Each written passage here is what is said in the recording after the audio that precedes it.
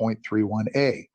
I do find Judge Murray's analysis regarding the availability of an Article 2, Section 4, Sub 1, Sub H audit beyond the Secretary of State's audit pursuant to 168.31A to be persuasive.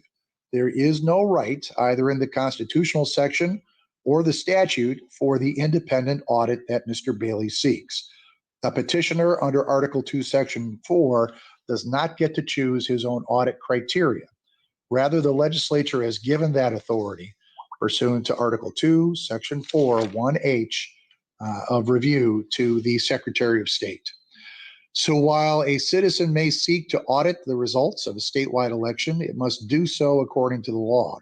That law provides for performance of the audit by the Secretary of State. There is no other relief available to the plaintiff on this point.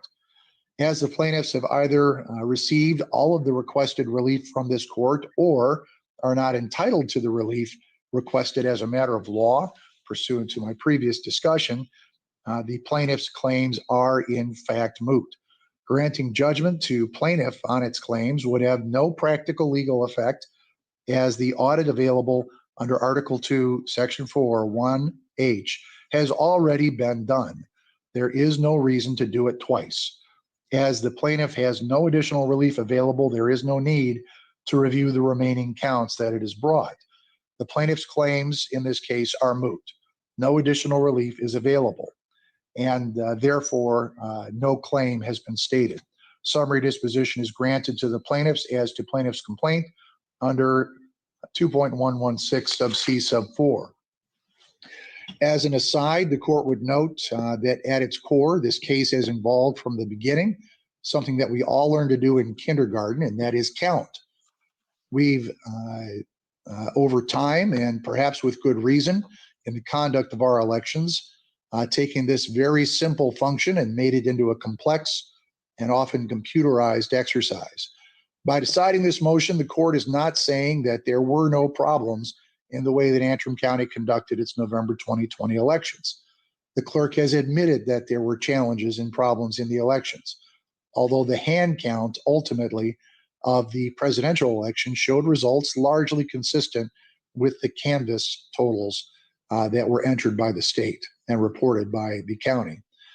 Nor am I saying that the processing of election data here wasn't corrupted or corruptible. I don't have the facts to make that determination. The plaintiff's reports and the news of the day, including a computer hack recently of a main petrol fuel pipeline on the East Coast, might well suggest that this is something that policymakers should be looking into in the future. If election results were to be held for ransom in the future, one can only imagine what would happen. I am saying that, as pled, the plaintiff's request for an audit is not available. Anticipating the possibility of appeal, this court will take all pending motions under advisement.